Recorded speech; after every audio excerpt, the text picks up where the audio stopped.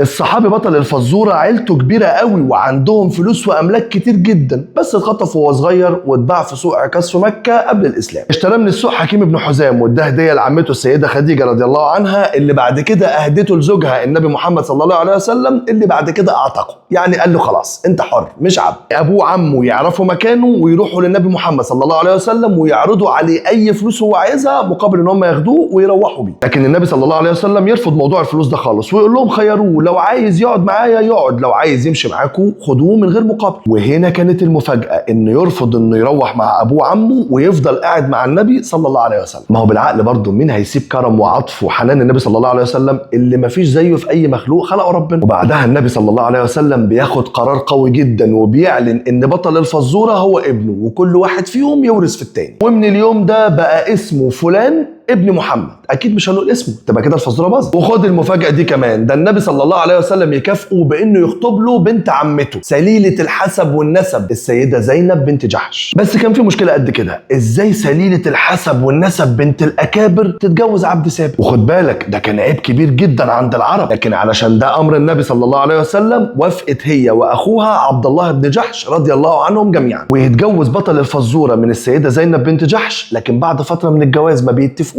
وبيتطلق. بعد كده بينزل امر من الله سبحانه وتعالى للنبي صلى الله عليه وسلم انه يتجوز زينب بنت جحش. بس النبي صلى الله عليه وسلم بيقلق وبيقول ازاي الناس هتقول عليا ايه؟ وينزل وقتها الوحي على النبي صلى الله عليه وسلم بايات من الله سبحانه وتعالى من سوره الاحزاب. وبعد نزول الايات دي يتجوز النبي صلى الله عليه وسلم من ام المؤمنين زينب بنت جحش، وكمان يتم تحريم التبني نهائيا ويرجع بطل فزورتنا لاسمه الحقيقي، وتبقى السيده زينب بنت جحش واحده من امهات المؤمنين رضي الله عنهم جميعا. خلصت الفزوره، انا عارف هو مين، المهم انت تعرف هو مين.